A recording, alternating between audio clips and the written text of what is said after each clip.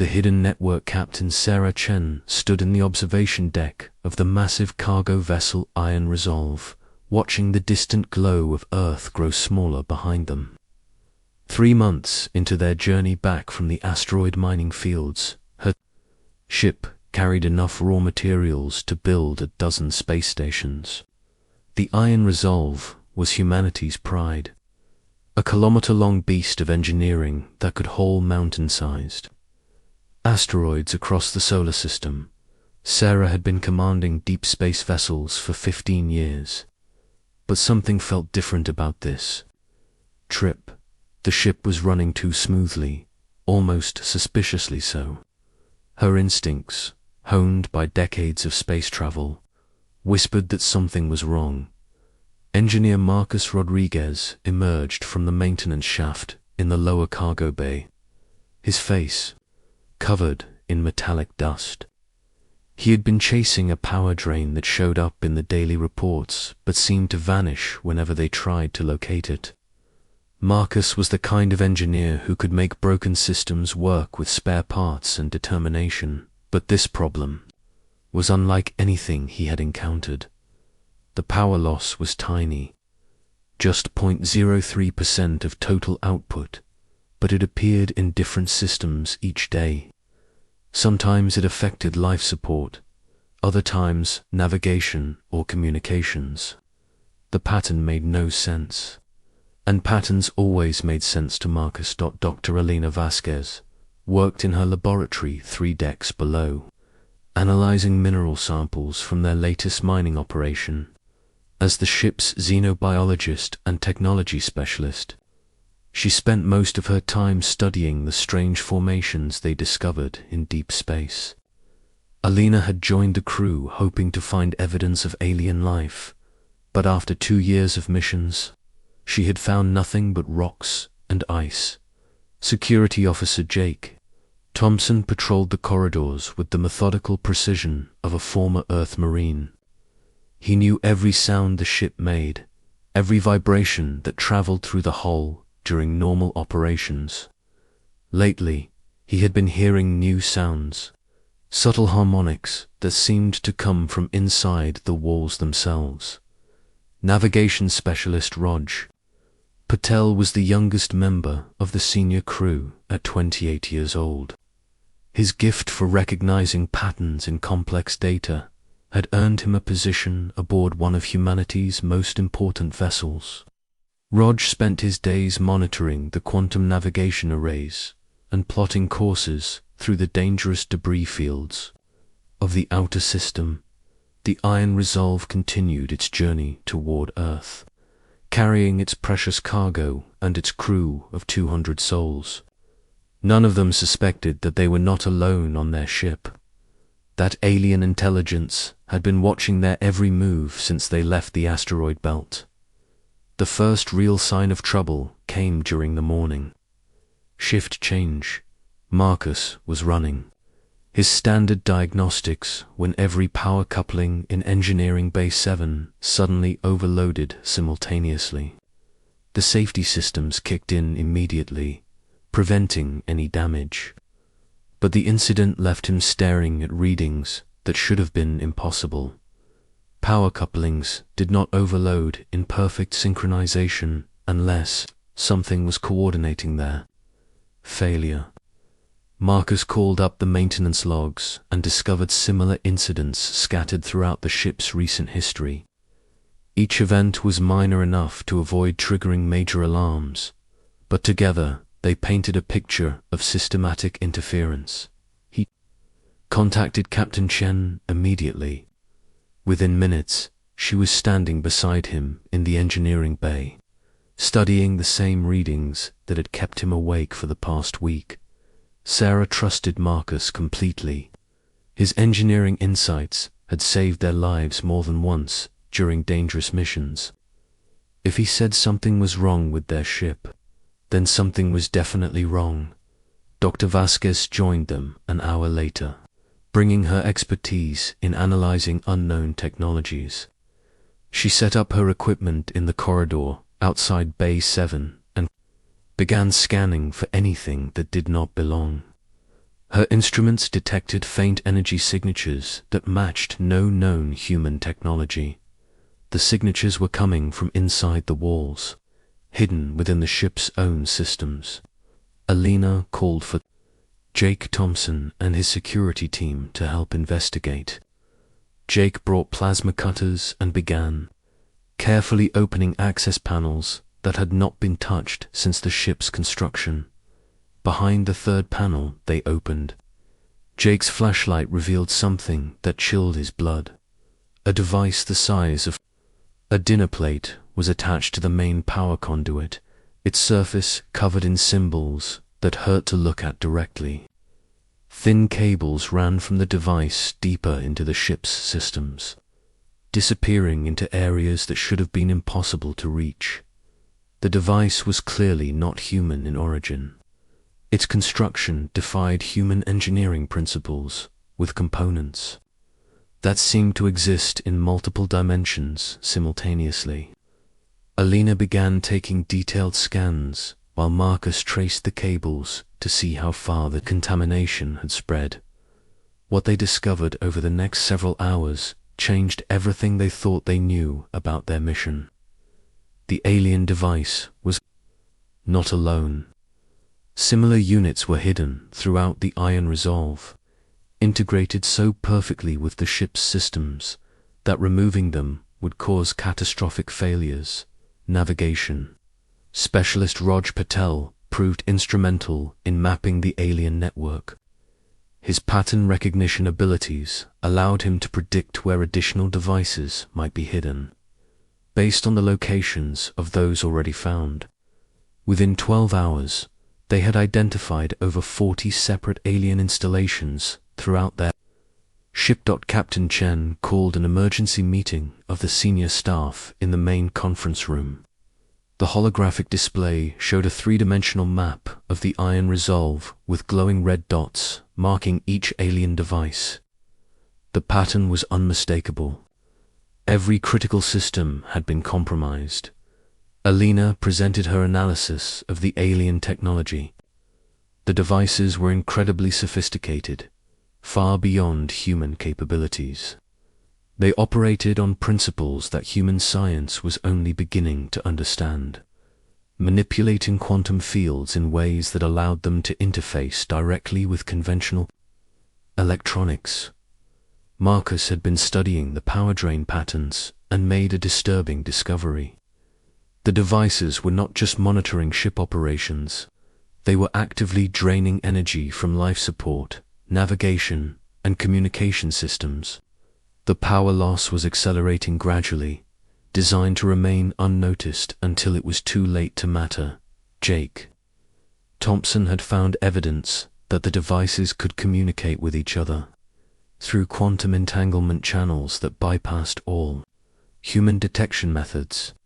The alien network was essentially a parallel nervous system running through their ship, observing everything and reporting to unknown masters.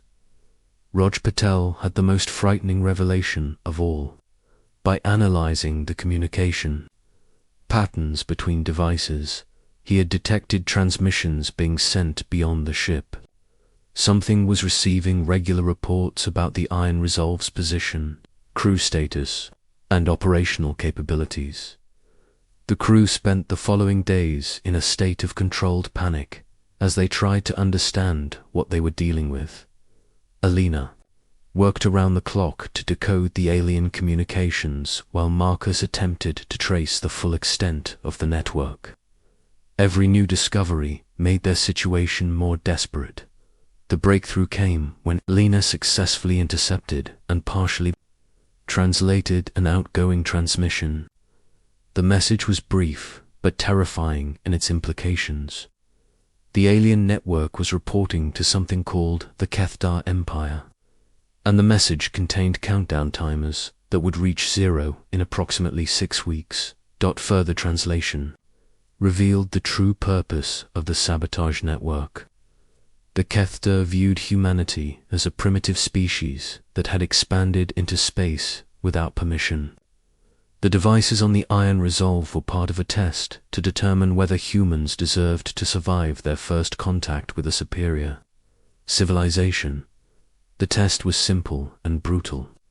If the human crew could overcome the sabotage and save themselves, they would be considered worthy of continued existence. If they failed and died in deep space, humanity would be marked for extinction when the Kethta eventually reached Earth. Captain Chen gathered her crew in the main assembly hall and explained their situation with brutal honesty. They were alone, in deep space with alien technology slowly killing their ship. Earth was too far away to send help, and they had no weapons capable of fighting an advanced alien empire. But Sarah Chen had not become a deep space captain by accepting defeat when faced with impossible odds.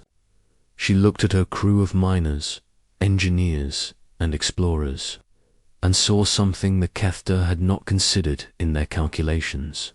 She saw human ingenuity, determination, and the refusal to surrender that had carried their species from caves to the stars.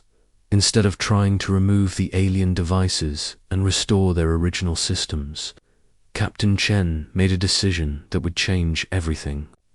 They were going to study the Kethta technology, understand how it worked, and find a way to turn their enemies' weapons into tools of survival. Marcus Rodriguez took charge of the engineering teams, beginning the dangerous work of reverse engineering alien technology while keeping their ship operational. Alina Vasquez led the research efforts, using every tool at her disposal to decode the quantum principles that made the devices function. Asterisk. The work was unlike anything they had attempted before. Human technology and Kethta science operated on completely different principles. But Marcus discovered that the alien devices were designed to adapt to any system they encountered, that adaptability could work both ways. By the end of the first month, they had achieved their first breakthrough. Instead of draining power from ship systems, Marcus had convinced one of the alien devices to generate additional energy by tapping into quantum fluctuations in space itself. The device had become a power source instead of a parasite. The success encouraged the entire crew to redouble their efforts.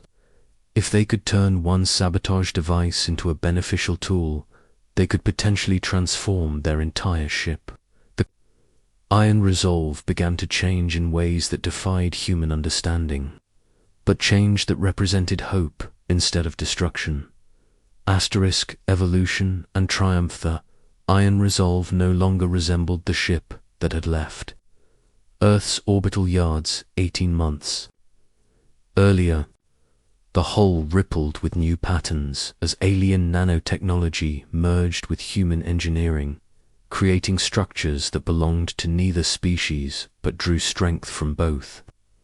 Captain Sarah Chen walked corridors that pulsed with bioluminescent pathways, guides created by the ship's evolving consciousness to help crew members navigate their transformed home. Marcus Rodriguez had become more than an engineer. He was now a translator between human intuition and alien logic, teaching Kethta quantum systems to serve human needs while learning to think in dimensions beyond normal space. The ship's power systems had evolved far beyond their original specifications, drawing energy from sources that human science had only theoretical knowledge of previously. The transformation had taken 4 months of careful experimentation and countless near disasters. Every success brought new challenges.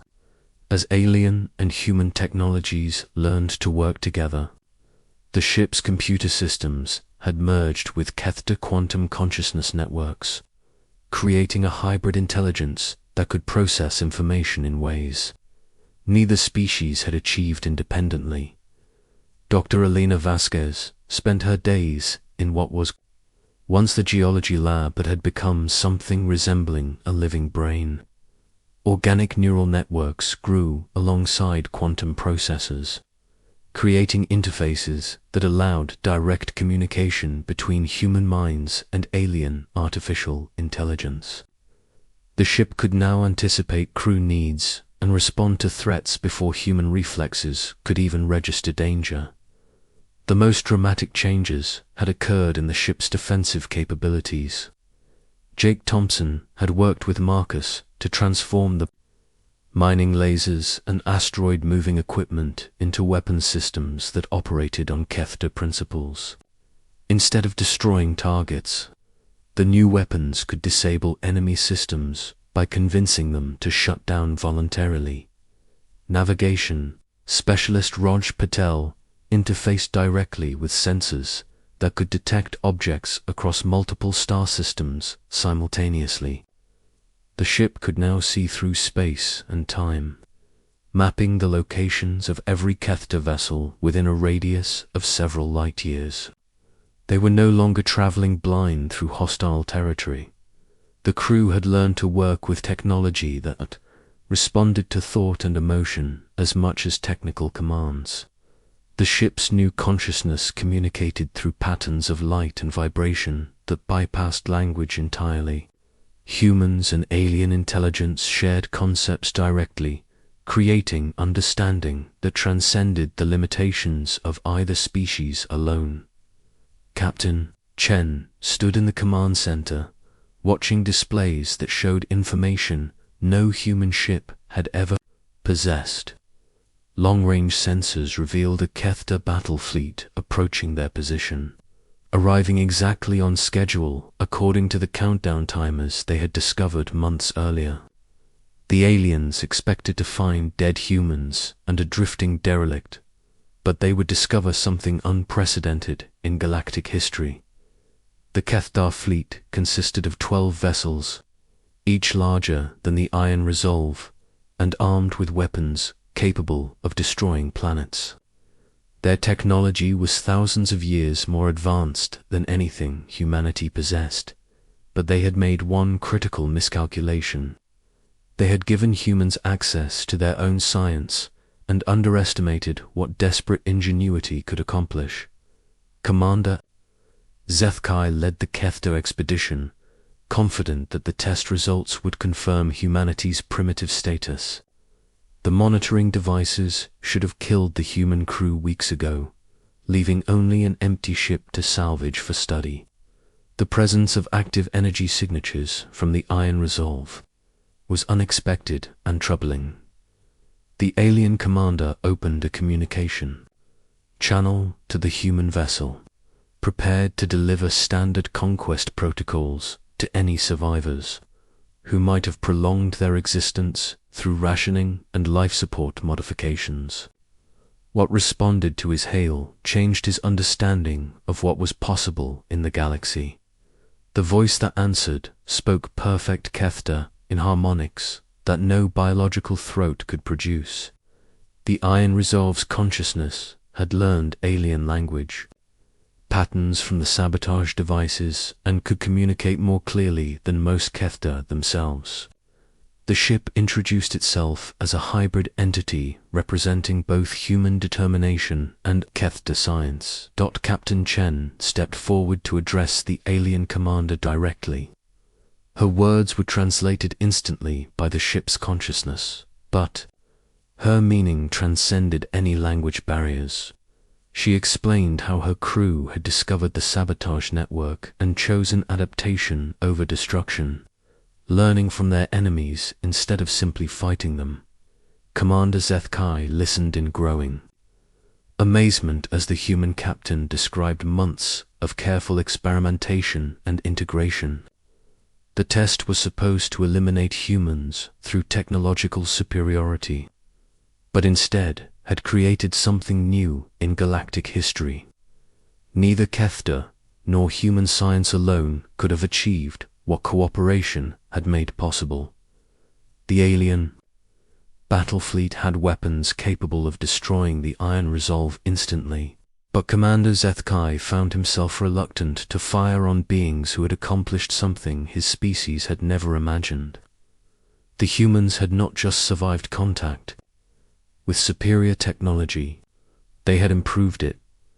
Marcus Rodriguez demonstrated the ship's new capabilities by manipulating the quantum fields around the Kethtar vessels. Instead of disabling their systems, he enhanced them, improving their efficiency and power output by 17%. The gesture was both a display of power and an offer of cooperation.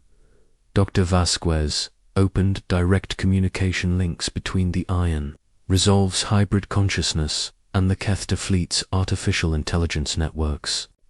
For the first time in their history, the aliens experienced human emotions and creativity directly.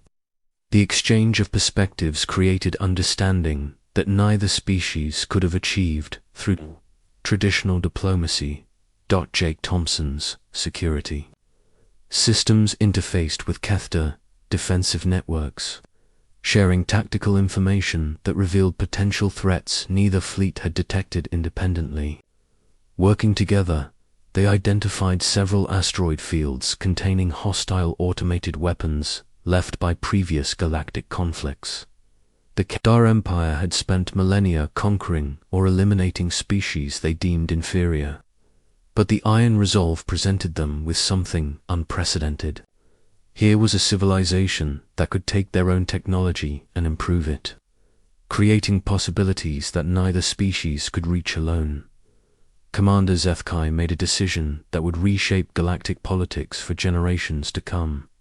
Instead of completing the elimination test, he opened formal diplomatic channels between the Kethtar Empire and humanity. The Iron Resolve had proven that humans deserved partnership rather than destruction. The negotiations that followed established the foundation for a new kind of interstellar relationship. Humans would share their adaptability and innovative thinking. With Kethtar, science, and technology, together they would explore regions of space that neither species could safely navigate independently. Captain Chen accepted the alliance on behalf of humanity, but with conditions that reflected human values. Any cooperation would be based on mutual respect and shared benefits. Humans would not become subjects of the Kethtar Empire, but equal partners in exploring the galaxy's possibilities. The Iron Resolve became the first embassy ship between their species, its hybrid consciousness serving as a permanent bridge between human creativity and alien knowledge. The crew that had expected to die alone in space instead became the founders of humanity's first interstellar alliance. Marcus Rodriguez established engineering exchange programs that would bring human adaptability to Kethtar construction projects, while teaching human engineers to work with quantum consciousness principles. The collaboration promised technological advances that would benefit both civilizations. Dr. Vasquez founded the Interspecies Research Institute aboard the Iron Resolve, creating laboratories where human curiosity could explore Kethtar science, while alien researchers studied human creativity and emotional intelligence. The Institute became the model for peaceful first contact protocols throughout the galaxy. As the combined fleets traveled toward Earth to establish formal diplomatic relations, the Iron Resolve continued to evolve. Human engineering and Kethtar technology merged more completely each day, creating capabilities that surprised even their creators. The ship had become proof that cooperation could achieve what conquest never could. The crew that had been tested for worthiness had instead demonstrated something more valuable than strength or intelligence. They had shown that different forms of consciousness could work together to create something greater than either could achieve alone. The galaxy would never be the same. When they tried to break humanity through technological sabotage, the Kethtar had instead discovered partners in the greatest adventure possible, exploring the infinite possibilities that emerge when different minds work together toward common goals. The Iron Resolve sailed toward Earth, carrying not just survivors, but the architects of humanity's future among the stars. Asterisk.